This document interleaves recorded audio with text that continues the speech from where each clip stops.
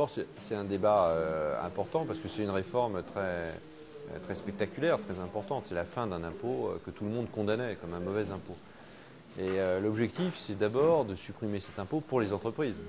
Les entreprises vont gagner en compétitivité parce qu'elles ne paieront plus de taxes professionnelles. Elles paieront certes une taxe foncière, normale. On occupe du foncier, il faut payer une taxe foncière. Et puis elles paieront une taxe sur la valeur ajoutée. Mais la somme de ces deux taxes sera très inférieure au niveau de la taxe professionnelle précédente. C'est de l'ordre de 6 milliards d'euros de moins. Ces 6 milliards d'euros de moins seront compensés par l'État. Donc les collectivités locales qui recevaient la taxe professionnelle, elles n'ont pas de souci à se faire.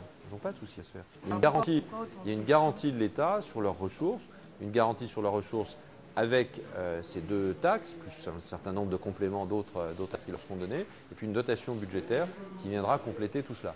Le débat, au fond, porte sur souvent la nature de cette compensation, quel sera son rythme, quel sera son dynamisme, est-ce que j'y perdrai pas parce qu'il y avait un dynamisme que je ne retrouverai pas. Autre question sur l'autonomie financière des collectivités locales. S'il y a des dotations budgétaires, est-ce que je ne perds pas mon autonomie? C'est de ce débat-là, au fond, dont il s'agit. Puis un troisième débat qui porte sur le niveau de la taxation. Car nous avons considéré que les entreprises de moins de 500 000 euros de chiffre d'affaires ne payaient pas cette cotisation à valeur ajoutée. Souvent, un certain nombre d'élus souhaiteraient que tout le monde la paye et qu'elle soit territorialisée, c'est-à-dire qu'on puisse voter le taux sur le plan local. Nous, on pense qu'il faut que ce soit un taux national parce que sinon on recréera la taxe professionnelle si c'est un taux local. Ce débat, on va le terminer. Hein. Les députés ont vraiment enrichi le texte et les sénateurs le feront. Il y a un dialogue naturel. Mais c'est une grande réforme et on la mènera évidemment jusqu'au bout.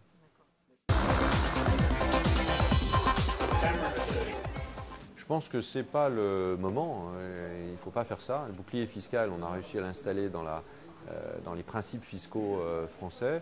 Ça veut dire que vous ne payez pas, au fond, plus de la moitié de vos revenus en impôts et charges, puisqu'on y intègre aussi la CSG, la CRDS. Donc c'est un principe de base. Un État, il doit évidemment lever de la fiscalité. Quand il surimpose, à ce moment-là, il crée d'autres phénomènes. On parlait de l'évasion fiscale, on parle de gens qui se délocalisent, on parle aussi de gens qui ont des revenus très faibles et un peu de capital. Une petite propriété, quelque chose dont ils ont hérité, un terrain qui a pris de la valeur, et très vite, vous pouvez tomber avec de tout petits revenus au-dessus de 50%. Donc 50%, c'est une règle simple, fiscale, française, et donc on va défendre ce bouclier fiscal parce que c'est un principe d'équité. Mais Jean Arthuis prétend que justement supprimer l'ISF, ça serait un rempart contre l'évasion fiscale. Oui, enfin l'ISF c'est un marqueur, c'est un tabou.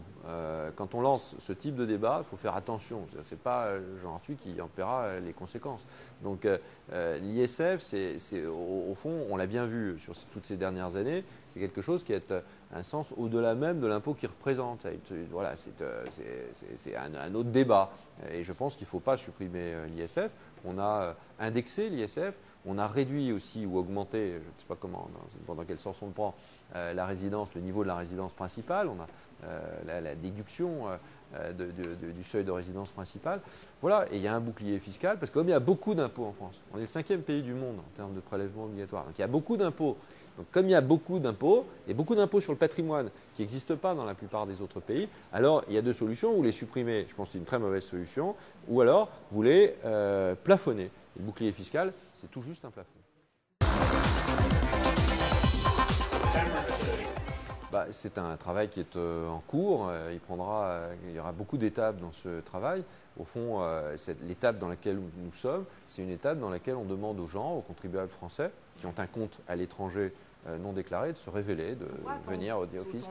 Parce qu'il faut du temps. Parce que tout cela est juridique, parce que tout cela est empreint de beaucoup de méfiance, notamment de la part des contribuables, que si on veut faire en sorte qu'il y ait moins d'évasion fiscale en France, comme dans d'autres pays, il faut que les gens acceptent aussi de se révéler. Ce n'est pas avec les contrôles fiscaux qu'on révélera 10 000 ou 15 000. Donc c'est à partir de toute une série de mesures, levée du secret bancaire, on est en train d'y parvenir, un peu partout dans le monde. Deuxième point, le fait que le fisc français soit capable d'obtenir des informations. On a montré avec les 3000, on le montrera au fur et à mesure du temps qu'on aura de plus en plus d'informations. Et troisième point, des règles de régularisation. On a affiché des règles précises jusqu'au 31 décembre qui permettent aux Français qui ont des comptes non déclarés à l'étranger de venir les déclarer au fisc. Il y aura des pénalités amoindries Et puis, il y a bien évidemment l'impôt à payer. Et puis, à partir du 31 décembre, ce sera des pénalités plein pot. Et je pense que c'est une bonne manière de faire. Il faut toujours laisser aux gens des possibilités de s'en… vous voyez, lorsque vous avez des sanctions, lorsqu'il y a des règles qui sont… Il faut toujours donner aux gens la possibilité de s'en sortir, la possibilité d'avoir une voie, une possibilité, vraiment. Et ces 3 000, c'est une sorte de produit d'appel. Il y a beaucoup de gens, beaucoup plus que 3 000. Vous avez eu des produits retours? d'appel. Oui, on en a plein. On en a plein. Merci beaucoup. Merci.